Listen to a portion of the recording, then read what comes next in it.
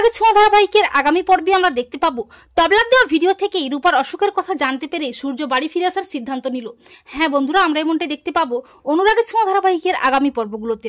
সূর্য ইরাকে নিয়ে বিয়ের সাজে গ্রামে আসে। সূর্য ইরাকে বিয়ের সাজে দেখে আনন্দে মেতে ওঠে গ্রামবাসীরা। বুধিয়া খবরটা জানতে পেরে খুব খুশি হয়ে যায়, সবাই মজা করতে থাকে। লাবণ্য বুধিয়ার কাছ থেকে জানতে পারে যে সূর্য ডাক্তার ম্যাডামকে বিয়ে করেছে। লাবণ্য প্রচন্ড ভেঙে পড়ে।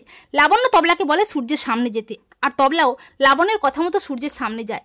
তবলা বলে, ডাক্তারবাবু এসব কি দেখছি? তবলাকে দেখে সূর্য অবাক হয়ে যায়। সূর্য বলে, তরিদ্দা তুমি এখানে কিভাবে এলে? আমার খোঁজ পেলে কিভাবে? তবলা বলে যে কিভাবে এখানে এসেছি সেটা বড় কথা নয় ডাক্তারবাবু, আমার সাথে লাবণ্য ম্যাডামও এসেছে। উনি আপনার সাথে দেখা করার জন্য এতদূর আমাকে নিয়ে তোমার খোঁজ করে এসেছে। সূর্য বলে, মাও এসেছে? তখন লাবণ্য সূর্যের সামনে এসে বলে, হ্যাঁ এসেছি, কিন্তু তুমি এটা কি করে করতে পারলে সূর্য? সূর্য বলে, মা তুমি বিশ্বাস করো, আমি এসব ইচ্ছে করে করিনি, আমাকে দিয়ে করানো হয়েছে, আমি পরিস্থিতির শিকার।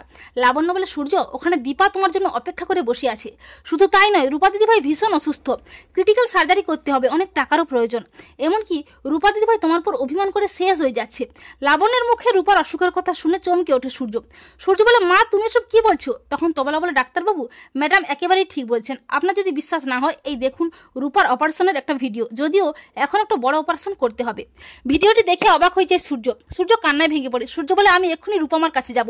এই বলে বাড়ি ফিরে আসার সিদ্ধান্ত নেয় সূর্য। তো বন্ধুরা, তোমরা এটা চাও তো যে তবলা লাবণ্যের মুখে রূপার অসুখের কথা শুনে সূর্য যেন রূপার কাছে ফিরে আসে? কমেন্ট করে জানিয়ে দাও তোমাদের মতামতটি।